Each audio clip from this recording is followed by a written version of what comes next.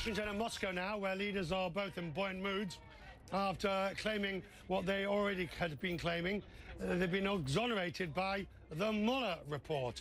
U.S. Attorney General William Barr says the two-year investigation found no evidence of collusion between the Trump campaign and Russia during the 2016 presidential election.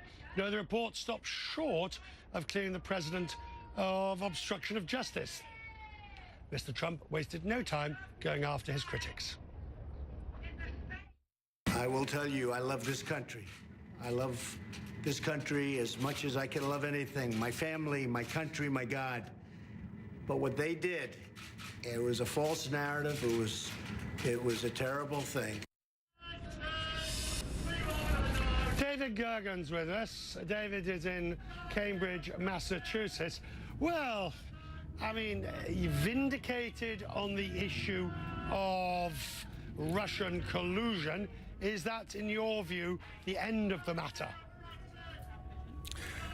I think, Richard, it's good to talk to you again. Overall, it does end the matter with regard to a conspiracy. It does not end the matter with regard to obstruction of justice. Democrats are claiming that, in effect, the Attorney General has overstepped his bounds and saying there's no case to be brought on obstruction, and they want to see all the records and the documents and make the report public so they can figure out, in fact, whether there's a strong case that the Attorney General went too far. But I must tell you, as a general proposition, Richard, this was the most significant day of the Trump presidency. He has been under this dark cloud for a long time now. There are other investigations going on, but this was the big one. This was a big enchilada, and there are many, many Democrats, many people who don't like Trump, who are extremely disappointed by the outcome. But I think the issue about whether there was a conspiracy is settled. And it's settled in favor of the president, and that's a victory for him. Now a lot depends on in what spirit does he conduct himself in the days ahead. This idea of no obstruction of justice, the special counsel specifically says he could not exonerate, he would not have an opinion, or he would not bring, could not bring forward. But right. Now it raises the question why the Attorney General decided not to.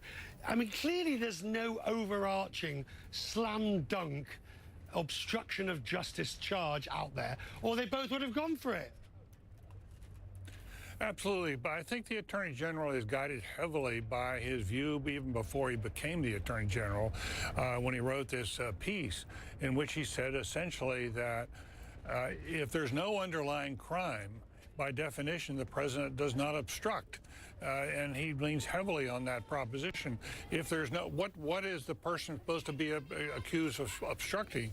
If there's nothing that's there that he's trying to protect, it's illegal. If he's not trying to, then by definition, he's not obstructing. He's using the powers of his presidency.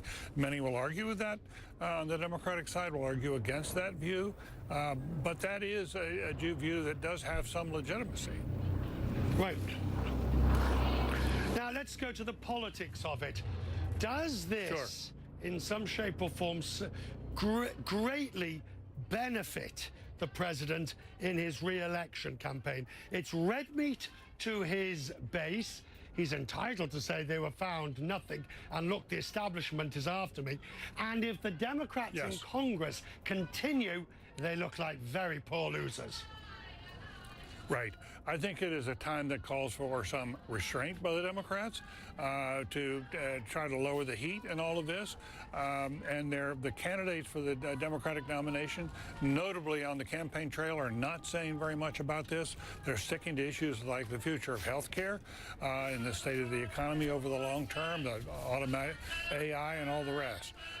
And I think that's where the Democrats should be. Trump now has Richard, I do think he has a potential for hitting a reset button in his presidency and putting himself in a much better position.